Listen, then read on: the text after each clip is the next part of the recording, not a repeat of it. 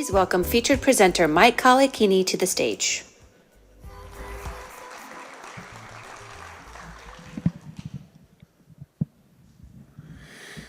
Aloha mai kako.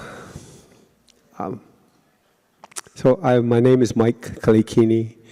I'm the Senior Director for Hawaii Affairs at Ormat Technologies. Our company is Puna Geothermal Venture, commercial geothermal operation on Hawaii Island, located in Pahoa. And the first thing I'd like to disclose is that I'm here speaking on behalf of myself. I'm not representing Ormat, just wanted to disclose that. So, I'm here to provide a status update of the geothermal operations, or geothermal status in Hawaii. I'd like to say that things have never been better, but that's not the case. And I'll share why. By a show of hands, how many of us in here are affiliated with some form of renewable energy? Okay, thank you. And by a show of hands, how many are involved in wind energy? Thank you. And by a show of hands, anyone involved in solar-related energy? Okay, quite a bit. By a show of hands, anyone in here affiliated with geothermal energy? Ah, nice. Anyhow, so yeah, appreciate the opportunity to share with the status of what's going on with geothermal in Hawaii. I'll just go over a quick history of what I can share with, and at the end, towards the end, we'll save some time for Q&A. So, Puna Geothermal has been in operation, commercial operation since 1993.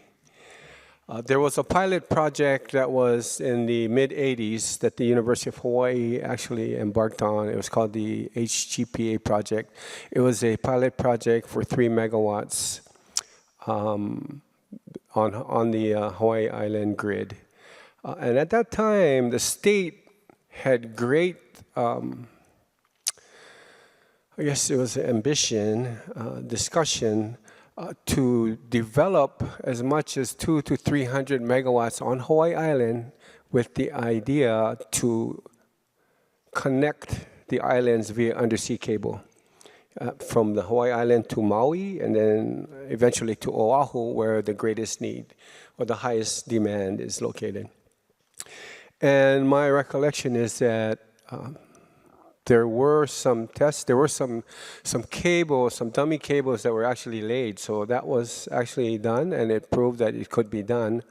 And also, so international-wise, there's quite a few places that do have undersea cables. So that is a potential option going in the future for geothermal or any other renewable energy. Hawaii Island has the most land area, so very, we're fortunate on Hawaii Island because we do have a lot of wind.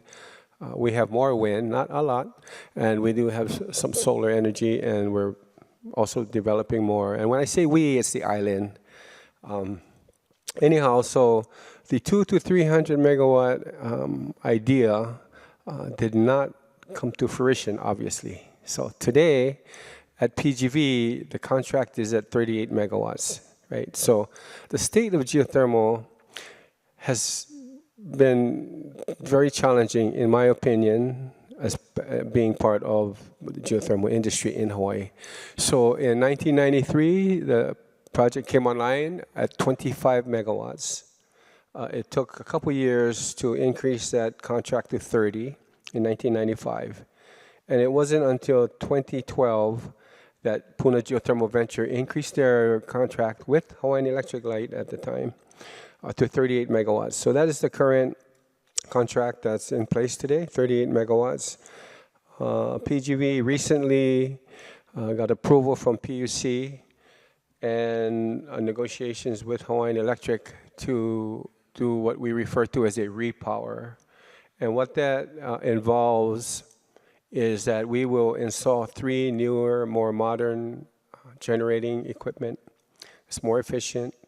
That will replace the existing 12 units that's generating 38 megawatts. The result will be an 8 megawatt increase. So that's 46 megawatts. So that work is actually started with grading and grubbing. And the requirement to come online is by the end of 2026. So if any of you are ever in or on Hawaii Island and would like to do a visit, you can just let me know ahead of time and we can set something up. So right now, this past session, just a quick update on the legislative side. People may ask, why don't we have more geothermal? Very good question. We have an abundant source of heat, right? The three key elements to be successful in conventional geothermal is heat, water, and permeability of the ground, right? So in our case, we have lots of heat. We have the heat from the volcanoes, right?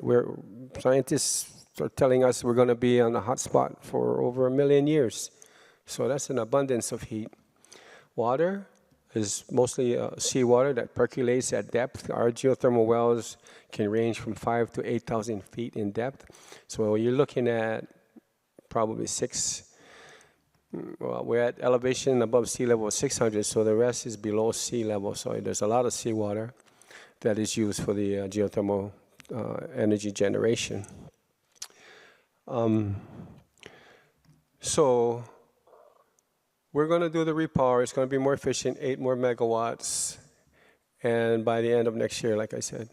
So in the ledge this year, there were bills that went through, and I would applaud the Energy Office, for putting in requests for appropriations to do further studies, to do the initial geophysics that's required to prove that there's a geothermal resource. And on Hawaii Island, we have the 7 volcanoes. On Maui, this island, we have Haleakala. And our company actually did some preliminary work some time ago. And then there's the center of the Groundwater and Geothermal Resource Center that's based out of UH Manoa. They've done some preliminary work statewide. So their assessment is that the potential for geothermal is statewide. We need to do further studies. We need to have funding to do the basics, the geophysics, which is very non-intrusive initially. It involves sampling of groundwater. It involves just looking at geophysical features, doing some studies, magnetics and resistivity. It's studies that the oil and gas industry have used for a long time to look for oil resources. So getting back to the ledge, the State Energy Office did request for some money, and it didn't go through, unfortunately, right? And so hopefully we'll continue that. But it was to do geophysics. It was to do the preliminary work that's required to prove that there are geothermal resources throughout the state, not just on Hawaii Island. And why would the state do that? Well, one big reason is that the state owns the mineral rights to the geothermal resource, right? And so anyone who develops geothermal energy in Hawaii will have to pay royalties to the state, right? So Puna Geothermal Venture does that. So that is a plus. And in my mind, not Ormat's mind, it just makes sense that the state should do more work to prove where the geothermal resources are to help attract developers to come in. This is what's done in the continent for oil, right? People go and they find the resources, they develop the wells, and they put it in standby until they need it, because they have it. So hopefully we will get more funding in the future from the state and from private industry. So business in Hawaii can be challenging. That's probably why there's only one geothermal commercial plant here right now, but we'll see what happens. But yeah, I think the future looks bright, and hopefully, we've been talking about this for decades. You can go back to Governor Burns and Governor Ariyoshi. all the way, the 200 megawatt interconnection, and to today we're only at 38, and hopefully we'll be at 46. We do have permits to go up to 60 megawatts, and that's currently where we're at. And again, everyone's welcome to come by and visit, and I'd be happy to take questions.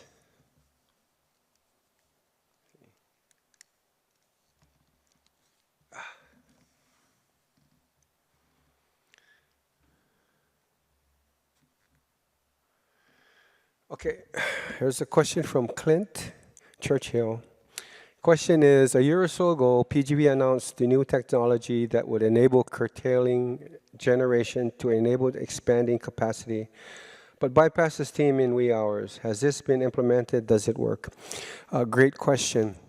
So to elaborate on that a little bit, we as a state, we have the mandate to get to 100% renewable energy by 2045, right? So if you're familiar with how people use electricity on the grid, the demand, there's a peak period, usually it's between 8 p.m. in the evenings. There's off-peak period, usually off at night when most everyone is sleeping. And so the demand varies, right, with the usage at the time of day. So in order for us to transition to 100% renewable, a key element is that we need technology that can do the ramping up and the ramping down automatically, that can actually see what the demand is. And so if demand is decreasing, then this renewable technology needs to automatically reduce the generation. So it follows the load, right? So you need that. So our geothermal facility has that capability, but we're at 38 megawatts. And for now, the requirement is that we need to be able to be dispatchable between 22 and 38. Right? So that's our contract. For 46 megawatts, we have agreed to be able to be dispatchable between 20 and 46 megawatts.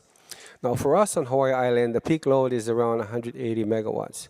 At night is half that, right? So we got to be able, renewable energy, when we reach 100%, we got to have that technology to do that. And today, the only equipment that does that reliably is our oil-fired plants. I think in the past, the sugar industry folks may have had a little bit, but dispatchability is something new and critical.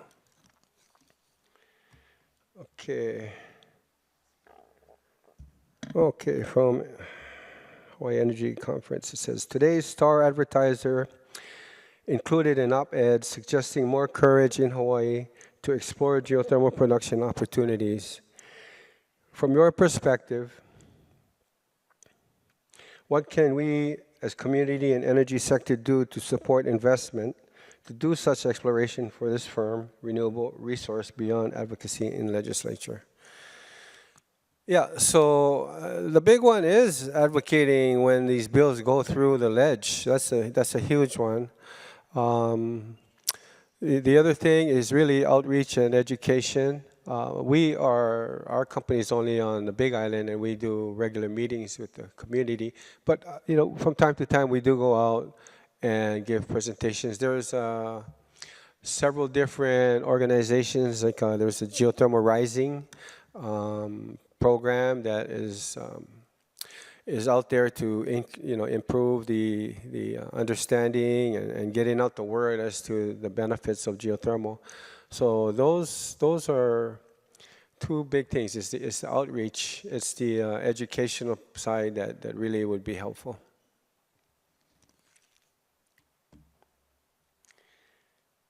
Okay.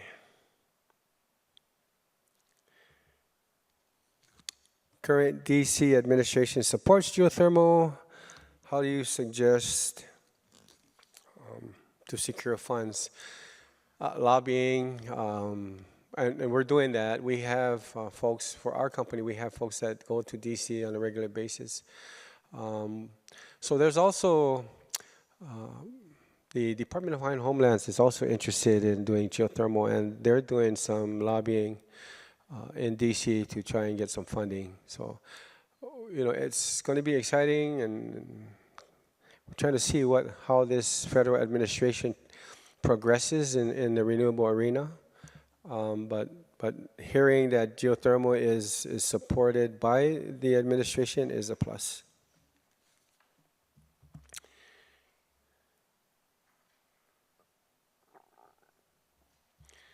So one last question. My time is blinking. Says, what is the anticipated lifespan of the upgrades that Ormat is undertaking, and how do geothermal power plants compare to other renewables in longevity and reliability? So the existing power facility has been there since 1993. The repower project is planned for another 25 years. As long as the resource is available and the equipment is maintained and upgraded as time progresses, it could last easily 50 plus years. But then, technology improves. So just like what we're doing today with the repower, we're going to replace the older equipment and get the newer, more modern equipment online. Thank you guys very much. I'll be around.